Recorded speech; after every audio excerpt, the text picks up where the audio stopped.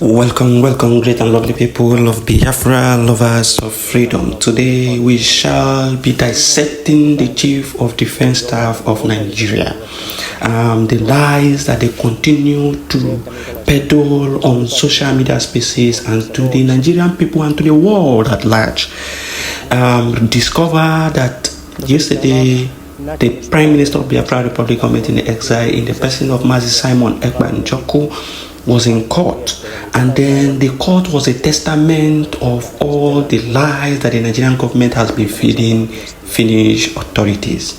And so the lawyer of Mazi Simon Ekpa, Carl Gumeres, mentioned it in court that the news coming from Nigeria cannot be trusted.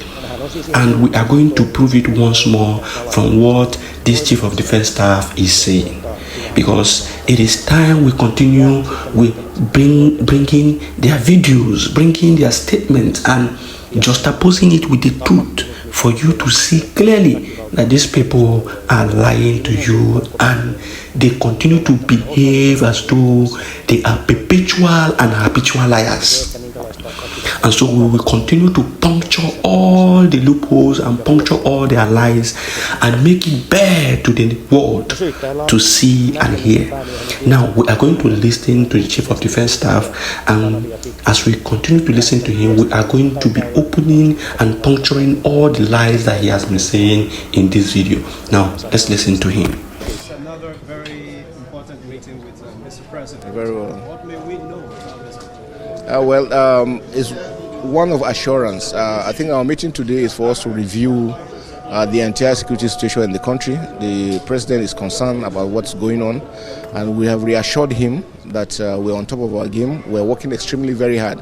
What has happened of recent is that there's a global push by terrorists and jihadists all over the Sahel area, and that pressure is what actually came into Nigeria because of the nature of our borders. Now, before I puncture the lie of this man, what he just said here about the borders being porous, I want to tell you the primary function of the Nigerian military, which they are tasked with. He said the Nigerian military's primary function is to defend the nation against external threats and maintain internal peace and security, including protecting territorial integrity. This involves safeguarding land, sea, and the airspace borders, as well as suppressing insurrection and assisting civil authorities in times of crisis. Land, air, and sea borders, to safeguard them. That is their primary function. And from what this man is telling you, that it is because of the pressure from other neighboring countries that has led to influx of terrorists from those countries into Nigeria. That means they have failed on securing the borders of the country. But it is not that they have failed. It is that they willingly chose to fail, or they willingly chose to allow these people come in because they want to use them for their own, greater benefit. Why did I say so? The previous President Buhari he gave free access for people to come into the country, for other African nations within the the Nigerian space to come into Nigeria free of that. And once you come in, you will be handed over what? You will be handed over your papers. You will be granted free access and handed over your papers to stay in Nigeria. And so the influx kept coming in. You know that you were fighting Boko Haram, you were fighting terrorism, and then you opened your border and people complained and said this is a wrong move. You allowed it because all of them were playing politics and making huge money, and also those who are directly involved in the whole terrorism scheme know what they want to do with it, and they know that their greater aim is for the Islamization of the nation. And so they allowed it. They expressly allowed it. That is for clarity. Let's continue to listen to him. And so we have, Mr. President has given directives as to what to do next for us to intensify all efforts, collaborate with all our sister countries around, because it is the porous nature that is coming there that is actually aggravating our own issues on ground. And so all our theaters have been enhanced, equipments have been bought. Mr. President has also given us much approvals for air assets and other aspects of security. Now, the Chief of Defense have said they have bought weapons and they are ready to face Boko Haram. Now, look at this news. It says this news is Nigeria attacks on army formations, arms worth trillions of naira in Boko Haram's hands. This is a rep member saying this in the House of Assembly. He is telling the House of Assembly of Nigeria that Boko Haram has attacked the Nigerian army formations, and then the military equipment worth trillions of naira, which is equivalent to billions of dollars, have been taken away and are now in the hands of Boko Haram members. You see why I told us previously that these people know what they are doing, and they are doing everything on purpose. It is not the first time that they are, gladly donating weapons to the Boko Haram sect. It has happened on several occasions. Throughout many years, it has been like that. Boko Haram has been supplied with equipment, even with helicopters. Who is providing those helicopters? When we say things, they think we are lying. They think we are doing, but we are going to be corroborating them with informations, news still coming out from the Nigerian state.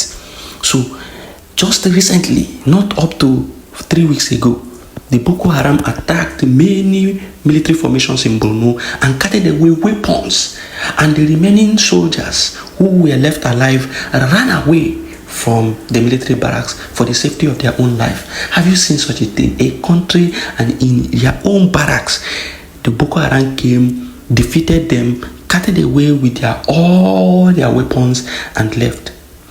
If something is not wrong, if the government is not involved in sabotaging these soldiers, then I don't know what you could say of this, because there are video evidences where policemen, soldiers have come on social media to complain that the politicians are involved and they are, sponsoring this Boko Haram, that they know what they are doing, that they are the ones causing this insecurity in the nation. The videos are so many.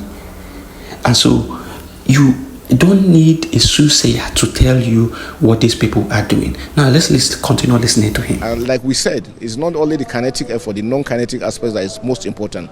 The president is also looking at the aspects of also discussing with the governors for their own support, buy-in in ensuring that dividends of democracy also extends to the communities to be able to stamp down the issue of insecurity.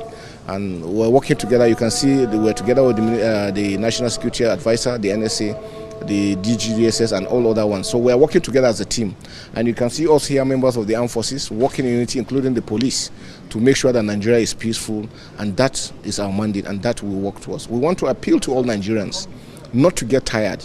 And they should be wary of fake news. There's a lot of fake news that has been spread out, making it look, most of the videos being circulated are videos from other countries or old videos, making it look as if it is soon. And you always want to wonder, why do some individuals feel happy when things go bad in their country? If Nigeria is destroyed, all of us will go down. And so it is important that we all cooperate with members of the armed forces and security agencies. If we see something that is going wrong anywhere in the country, let us report. Action will be taken, including our own personnel. If we see them doing what is not supposed to be done, they should take a report and we'll take action. Now, you see how this man continues to lie, but he will come on media to tell you that other people are lying, that it is the peoples of the country that are lying, whereas they are the ones, they are the biggest liars. Now, look at your screen, you are going to see a news. It says more than 40 killed in attacks in Nigeria's Benue state. More than 40 people have been killed in separate attacks in recent days in central Nigeria. A local government official said, a local government official that is coming from the local government itself where that thing happened. The official said that latest raids in a region where herders and farmers often clash over land access. Now, it is not clash over land access. It is that the Fulanis want to come and take over the lands of indigenous people. because the Fulanis are not naturally members of this country. So wherever they go, they claim they are headers, they move around everywhere. But what they do is they go and attack people in their ancestral lands. They attack farmers, they use their own cows to destroy the crops of these farmers. Now, this is a report on the 27th of May 2025, just barely 3 days ago. Just barely 3 days ago. And this commander is telling you that things are fine, everything is okay, that people are just posting old videos. You see how they continue to lie to the world. People are posting, but every day, people are dying in the hands of Fulani terrorists. People are dying in the hands of these people who are Fulani terrorists who disguise themselves as headers. They are not headers. These are militias. These are Fulani militias. Now, I tell you another reason. I give you another reason why we all are so invested in accusing the Nigerian state. Now, this is why. Now, this is another reason. It says, this is from Punch newspaper in Nigeria.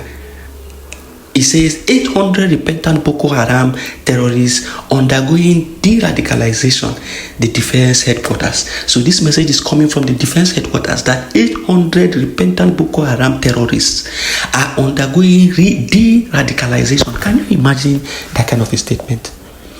800 repentant Boko, they call them repentant Boko Haram. They captured these people and brought them to prison, and then the Nigerian government is can you imagine how you are trying to de-radicalize somebody who is a terrorist, and they push them back into the society? Terrorists that have been captured, they now say they are de-radicalizing them, and they push them back into the society, put them in the Nigerian military, and that is why the military is corrupt. That is why the military has been, overwhelmed by people who have the mindset of terrorists, and they continue to attack innocent people. That is why we have always, come out to say that the military is involved in the attacks on innocent Biafrans and Nigerians, because they are repentant Boko Haram members. They are repentant terrorists who have found themselves in the military, now being officially recognized as military. They are now doing their work fully. This is what the international community needs to know. Which country of the world de-radicalizes terrorists? Nobody has time to negotiate with terrorists or trying to de-radicalize them and re-infuse them into the society. Nobody does that nonsense. Only in Nigeria. Why? Because these politicians are involved. These politicians know what they are doing. They know their greater goal. They know what they want to achieve. They know they want to Islamize the country. That is exactly what they are doing. There is no mincing words about this. And so you see them coming on social media to lie and cover up their shame and cover up their misdeeds by presenting misinformation to the Nigerian people and to the world at large. And that is why we are here to expose their lies on every occasion that presents itself to us. Because if we keep quiet, we are going to be doomed. And that is why you see Simon Ekpa fighting tirelessly to ensure that his people is safe, protected, and sound. We cannot keep quiet and allow these people to run us over and take over our lands and take over our livelihoods. It is not possible. It is a force of nature. It is a law.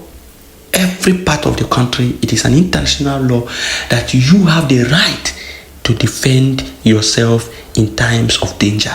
You cannot sit idly by and allow someone to come and snuff out your life from you just like that. You ought to do something. Either you run away or you fight to defend yourself if you have the capacity to fight. And in this situation, you cannot run away from your ancestral lands. And as such, you must find way to enable yourself to be able to fight back and push these people back. And that is exactly what the Simon Ekpa has been preaching to the Biafran people, the owners of the Biafra land, to stand up, equip themselves, and fight back, push back the terrorists out of their land. That is exactly the crime of Simon Ekpa. How is that a crime? Self-defense, freedom for his people. How is it a crime? We must stand up as a people, and Africans at large must stand up to defend the Prime Minister Simon Ekpa. Your voices are needed, your inputs are needed, your contributions are needed. We must speak as Africans with one voice, because if we allow these people, they will decimate us completely. Thank you for listening. It is Biafra First.